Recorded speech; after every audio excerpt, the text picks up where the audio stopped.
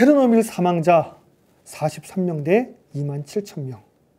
자, 많은 사람들은 체르노빌 원전 사고로 인해서 대량의 인명이 사망했다고 생각을 하고 있습니다.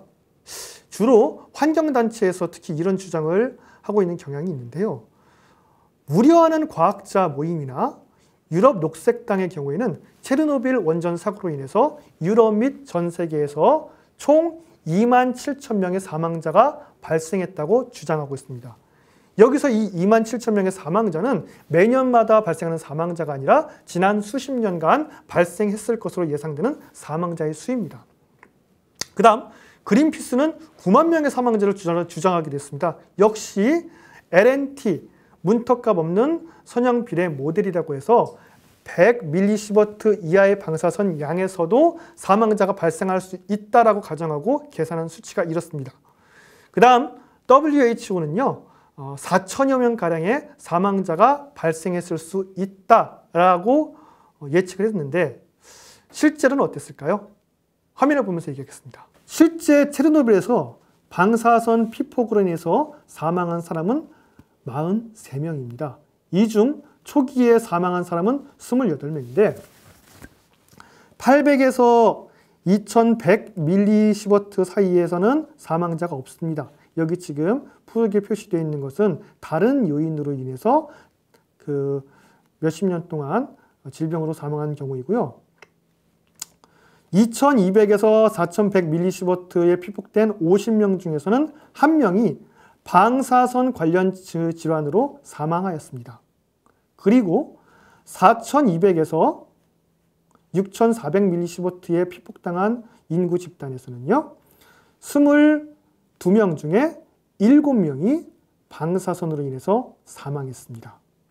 마지막 6500에서 16000mSv, 굉장히 절망적인 양의 방사선 양이라고 할 수 있는데 이 양에 피폭된 사람 중에서는 21명 중에서 20명이 사망했고요. 단 1명만 목숨을 건졌습니다. 그러니까 방사선이 위험하긴 위험하죠. 근데 그 위험한 수치가 어디입니까? 일단은 급성 방사선 피폭 증세가 나타나는 수치부터 위험하다라고 가정을 해야 됩니다. 사실 이 정도의 방사선 양에 그러면 일반인들은 전혀 피폭당하지 않느냐? 그렇지는 않습니다. 자, 여러분들 주변에 갑상선암 수술을 받은 지인이나 가족이 있다라면은 갑상선암 수술 이후에 경우에 따라서는 방사선 아이오딘 치료를 받기도 합니다. 아이오딘 131을 복용하는 것인데요. 그럼 3일 정도 병원에 입원해서 격리 생활을 하죠. 이때 복용하는 아이오딘 131의 양은 100mC에서 250mC 정도가 됩니다. 요 단위로 얘기하면 좀 생소하죠. 이걸 베크렐 단위로 환산하면 약 37억 베크렐에서 92억 5천만 베크렐의 방사능에 해당됩니다. 이걸 다시 밀리시버트 단위로 환산하면 갑상선 암 조직에 대해서는 81.4시버트에서요 203.5시버트에 해당되는 대단히 큰 방사선을 집중적으로 암세포에 쪼입니다. 그래서 암세포들을 모두 죽이죠. 그런데 암세포에만 작용하는 건 아니라서 일부 정상 조직에 대해서도 약간의 영향이 있습니다. 그래서 갑상선 요오드를 복용한 사람들, 요오드 131을 복용한 분들의 경우 입원 첫날에 급성 방사선 피폭 증세가 나타납니다. 메스꺼림과 어지러움 혹은 무력감, 식욕감퇴 등의 증상이 급성 방사선 피폭 증세의 초기 단계에 해당되는데 요 문턱값은 약 800mSv 정도가 됩니다. 그래서 요오드 131 치료를 받는 경우 이 정도 수준의 전신 피폭도 발생합니다. 요오드 치료에서 92억 5천만 베크렐을 제한량으로 92억 5천만 베크렐을요 마지노선으로 정한 이유는 이 정도의 양까지가 전신에 대해서 최대 3000mSv의 피폭량을 넘지 않는 한계선입니다. 이 선을 넘어가면 치료 목적 이외에 위험성이 있다고 보기 때문에 이보다 적은 양만 투여하도록 되어 있습니다. 자, 사진 속의 이분은 체르노빌 원전 사고가 일어나던 그날 밤 바로 체르노빌 원전 4호기 옆에 흐르는 수로에서 밤낚시를 즐겼던 분입니다. 이분 안 죽었습니다. 자, 많은 분들이 원전 사고가 일어나자마자 사망할 것으로 생각을 합니다. 혹은 몇 달 안 돼서 사망할 것으로 생각합니다. 근데 이분이요, 이 인터뷰를 했던 시점, 이 바로 20년 정도 경과한 시점이었습니다. 한밤중에 낚시를 즐기고 있다가 원전이 꽝 하고 폭발했어요. 그리고 불꽃과 함께 방사능 물질이 대량으로 퍼져나갔습니다. 그러나 이분에게 치명적인 수준의 방사선 피폭은 없었다는 겁니다. 치명적인 방사선 피폭을 당했던 분들은 원자로가 눈으로 보일 정도의 위치에 있었거나 혹은 원자력발전소 지붕까지 올라갔던 소방관과 원전 직원들밖에 없었습니다. 이분 낚시에서도 지금도 잘 살고 있습니다. 그 다음을 또 볼게요. 체르노빌 3인의 영웅 이야기. 자, 이게 유튜브에서도 흔히 떠돌아다니는 이야기인데요.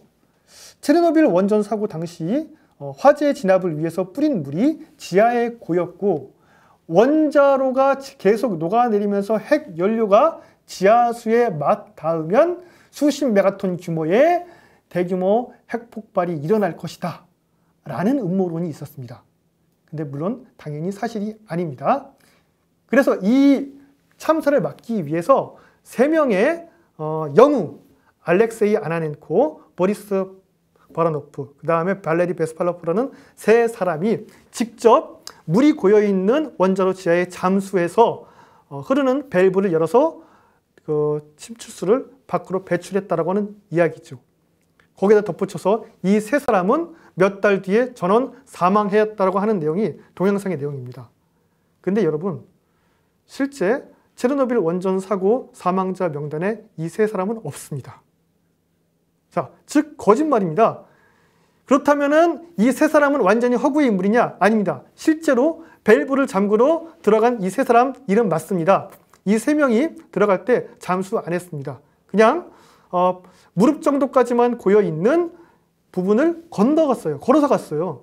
그래서 물에 잠긴 부분에 대해서만 화상을 입었고요.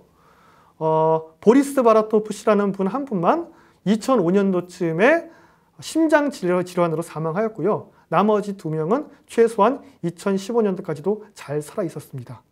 자, 여러분들이 생각하시는 것처럼 방사선에 피폭됐다고 해서 혹은 오염수에 닿았다고 해서 그냥 죽는 게 아닙니다.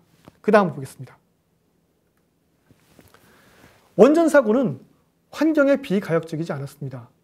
지금 이 사진은요, 체르노빌 통제구역 아닙니다. 지금 동식물들 번식하고 있습니다. 동물들에게 가장 위협적인 요소는 방사선 사고가 아니라 결국 인간이었습니다. 그래서 인간의 발길이 끊기니까 체르노빌 통제구역 반경 30km 안에서는 동식물들이 번성하고 있습니다. 우리나라에 마치 DMZ와 비슷한 경우이죠.